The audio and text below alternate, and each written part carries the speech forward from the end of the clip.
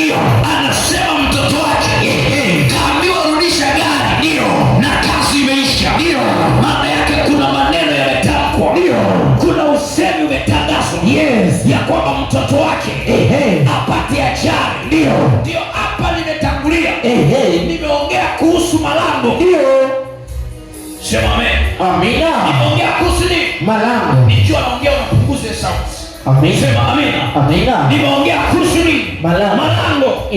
Maana yake huyu mama aliyekuwa anatabiriwa hapa, mtoto wake, ndio mlango wa kazi umefungwa kabisa. Maana yake huyu mama, mtoto wake, lazima mlango wa kazi ufunguliwe. Amina.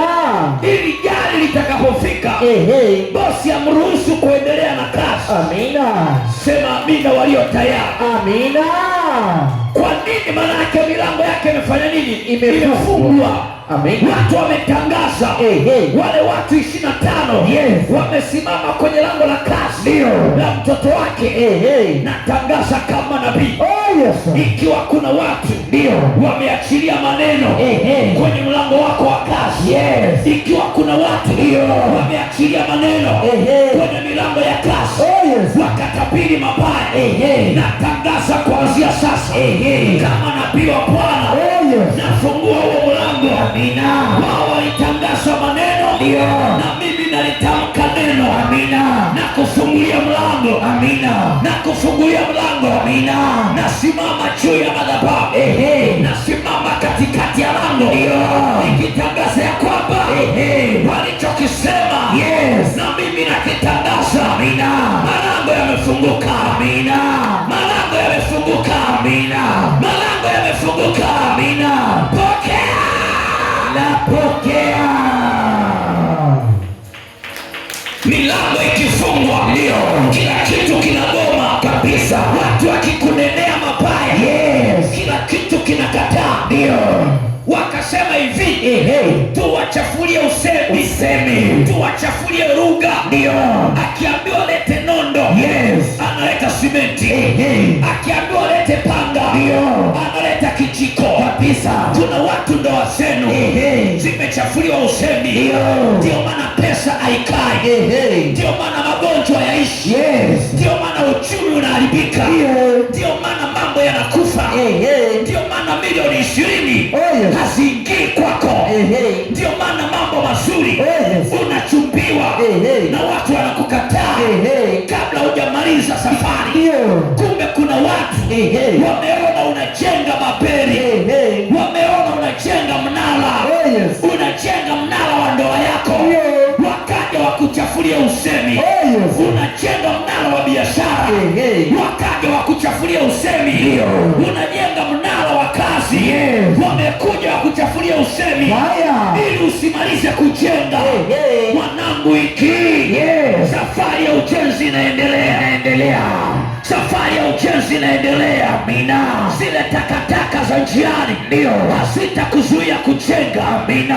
Wale wachawi wa njiani hawatakuzuia kujenga. Amina. Wale wachawi wa njiani ndio baba hawatakuzuia kujenga. Amina. Natabiri kama nabii wa kizazi hiki wa madhabahu haya, nasimama kwenye madhabahu hii ndio nikiwa kama nabii wa hii madhabahu, ndio lakini pia nikiwa kama malaika wa hii madhabahu, ya kwamba yoyote aliye kinyume chako ili safari yako ishie njiani, watakwama wao. Nasema tena kwa hasira, watakwama wao. Amina. Safari yako inaendelea. Amina. Hakuna kurudi nyuma. Hakuna. Wana wa Israeli walipoona mbele hakuna njia, wakataka warudi nyuma. Musa akasema ya kwamba kuliko turudi nyuma, itabidi maji yatupishe. Amina. Natangaza kama nabii, itabidi wachawi wakupishe. Amina. Itabidi magonjwa yakupishe. Amina. Itabidi umaskini ukupishe. Amina. Itabidi mabaya yakupishe. Amina. Ukajua sema pisha njia, pisha njia. Ukatenda sema pisha njia, pisha njia. Ukatenda sema achia njia, achia njia. Ukatenda sema achia njia, achia njia. Kuna watu mizimu ya nyumbani inakuzuia, ukajua sema pisha wewe, pisha wewe.